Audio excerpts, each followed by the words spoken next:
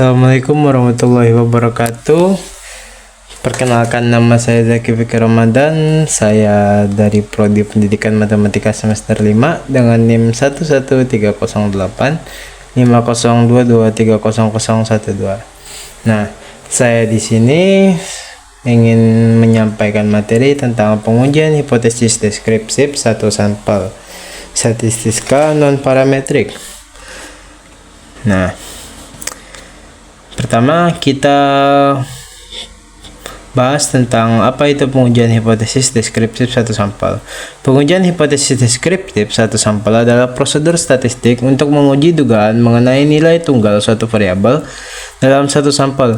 Ini merupakan langkah awal krusial dalam memahami karakteristik dasar data yang kita miliki.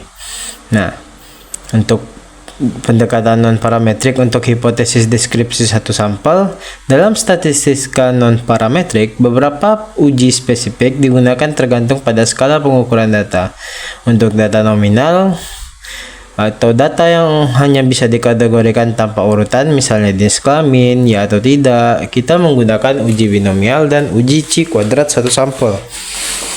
Lalu untuk data ordinal atau untuk data yang dapat diurutkan tetapi perbedaan antar nilainya tidak bermakna, misalnya tingkat kepuasan sangat puas, puas, dan kurang puas, kita menggunakan run test. Nah, khusus pemilihan uji yang kali ini kita menggunakan uji binomial. Oke. Pertama kita perlu dulu memahami apa itu uji binomial.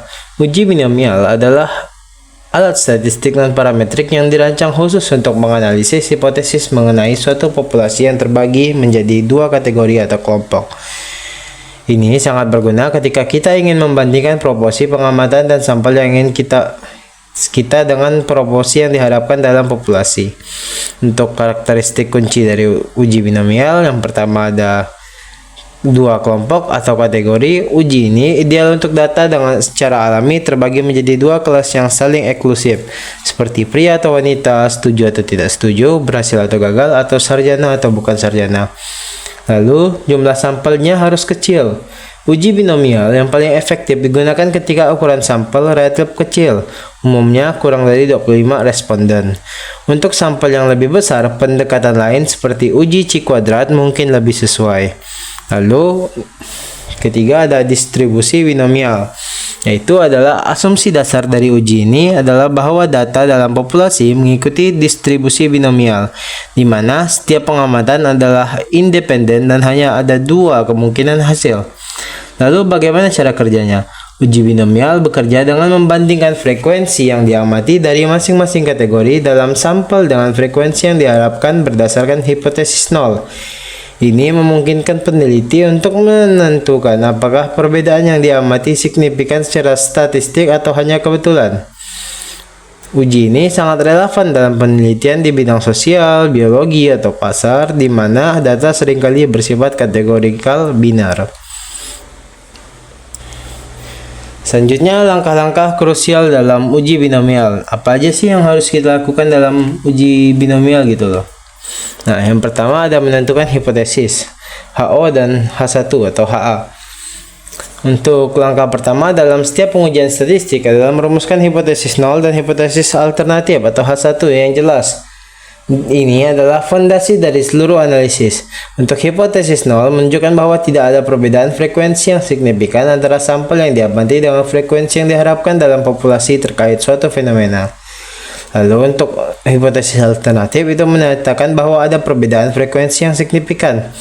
Untuk kriteria pengambilan keputusan untuk hipotesis HO diterima atau HO diterima itu jika nilai P atau koefisien binomial lebih besar dari A atau tingkat signifikansi. Ini berarti perbedaan yang diamati cenderung bersifat kebetulan dan tidak cukup bukti untuk menolak klaim HO. Lalu HO ditolak jika nilai P itu lebih kecil dari A tadi itu, dari alfa. Jika ini menunjukkan bahwa perbedaan diamati signifikan secara statistik dan kita memiliki cukup bukti untuk mendukung klaim hipotesis alternatif tadi. Nah, memahami kriteria ini adalah kunci untuk menafsirkan hasil uji binomial dengan benar. Selanjutnya, statistik dan uji signifikansi. Yang kedua, menentukan uji statistik uji. Untuk uji binomial, pilihan statistik ujinya sudah jelas. Kita memilih uji binomial itu sendiri karena karakteristik datanya dan desain penelitiannya. Uji binomial dipilih secara spesifik karena yang pertama, datanya diskrit atau nominal. Data yang dianalisis terbagi ke dalam dua kategori yang jelas dan tidak berurutan. Lalu, desainnya satu sampel. Kita membandingkan proporsi dari satu sampel dan proporsi yang diharapkan dalam populasi. Selanjutnya, ada menentukan tingkat signifikansi atau alfa. Tingkat signifikansi dilambangkan dengan alfa. Itu lambangnya adalah ambang batas probabilitas yang kita tetapkan untuk menolak hipotesis nol. Ini adalah ukuran risiko yang bersedia kita ambil untuk membuat kesalahan tipe 1, yaitu menolak HO padahal HO benar. Nah, peluang kesalahan alfa mencerminkan berapa besar peluang untuk melakukan kekeliruan menolak HO yang seharusnya diterima. Lalu nilai umumnya, nilai alfa yang paling umum digunakan adalah 0,05% atau 0,01. Pemilihan nilai A harus didasarkan pada konteks penelitian dan konsekuensi dari kesalahan tipe 1. Nah, untuk 0,05 itu atau 5% itu tuh biasanya digunakan dalam dunia pendidikan. Sedangkan 0,01 itu biasanya digunakan dalam bidang lain, contohnya seperti kesehatan, industri, seperti itu. Selanjutnya ada menentukan distribusi sampling. Untuk distribusi sampling mengacu pada distribusi probabilitas dari statistik sampel yang dihitung dari semua kemungkinan sampel dan ukuran yang sama dari populasi tertentu. Dalam konteks uji binomial, distribusi sampling dapat ditentukan menggunakan rumus PX yang menghitung probabilitas mendapatkan sejumlah keberhasilan tertentu dalam jumlah percobaan tetap, yaitu PX sama dengan K sama dengan N per K, PK, P pangkat K, 1 min P dan pangkat N min K, di mana N itu jumlah percobaan, K jumlah keberhasilan, dan P probabilitas keberhasilan. Selanjutnya, untuk daerah penolakan dan keputusan akhir. Yang kelima kita menentukan daerah penolakan. Daerah penolakan adalah kisaran nilai statistik uji, di mana jika nilai dihitung jauh ke dalamnya, kita akan menolak hipotesis nol. Dalam uji binomial, daerah penolakan dapat bersifat satu sisi atau one tailed atau dua sisi atau two tailed, tergantung pada hipotesis alternatif yang dirumuskan. Nah, ketika perbedaan diramalkan sebelumnya, daerah penolakan biasanya bersifat satu sisi, yang berarti kita hanya tertarik pada perbedaan di satu arah tertentu, misalnya lebih besar atau lebih kecil atau nilai yang diharapkan. Lalu untuk kriteria penolakannya, HO ditolak jika PX kurang dari sama dengan alfa, sama seperti yang tadi itu. Dan HO diterima jika PX lebih dari alfa, seperti itu. Selanjutnya ada untuk membuat keputusan dan mengambil kesimpulan. Langkah terakhir yang paling penting adalah membuat keputusan berdasarkan perbandingan nilai PX dengan tingkat signifikansi. Kemudian menarik kesimpulan yang relevan dengan pernyataan penelitian kita.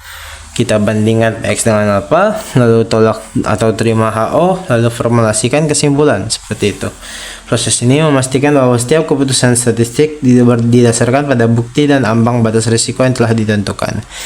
Oke, selanjutnya kita langsung saja ke contoh soalnya agar kita lebih paham. Meluncurkan dua varian warna untuk smartphone terbarunya, yaitu Midnight Black and Arctic Silver. Perusahaan ingin mengetahui warna mana yang lebih disukai oleh calon konsumen. Berdasarkan 24 calon pembeli yang dipilih secara acak, ternyata 14 orang memilih warna Midnight Black dan 10 orang memilih warna Arctic Silver. Data ini akan digunakan untuk menganalisis apakah terdapat preferensi yang signifikan antara kedua warna tersebut. Nah, dari contoh soal ini, kita bisa membuat suatu rumusan masalah. Di sini saya mencantumkan 3, yaitu yang pertama, bagaimana kecenderungan konsumen dalam memilih varian warna smartphone. Yang kedua, apakah konsumen cenderung memilih warna Midnight Black atau Arctic Silver.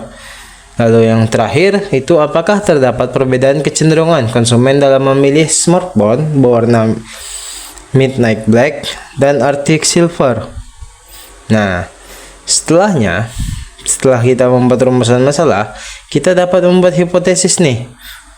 Nah, yang pertama ada HO, yaitu bunyinya tidak terdapat perbedaan preferensi yang signifikan antara pemilihan smartphone berwarna midnight black dan Arctic silver.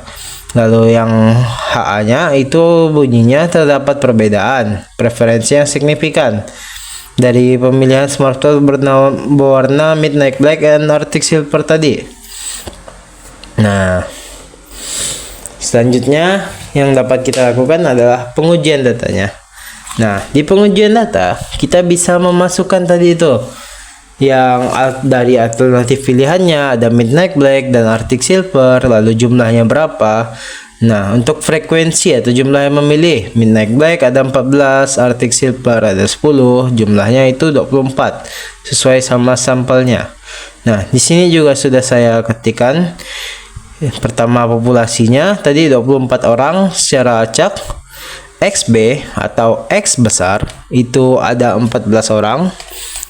XS atau X kecil, nah itu ada 10 orang.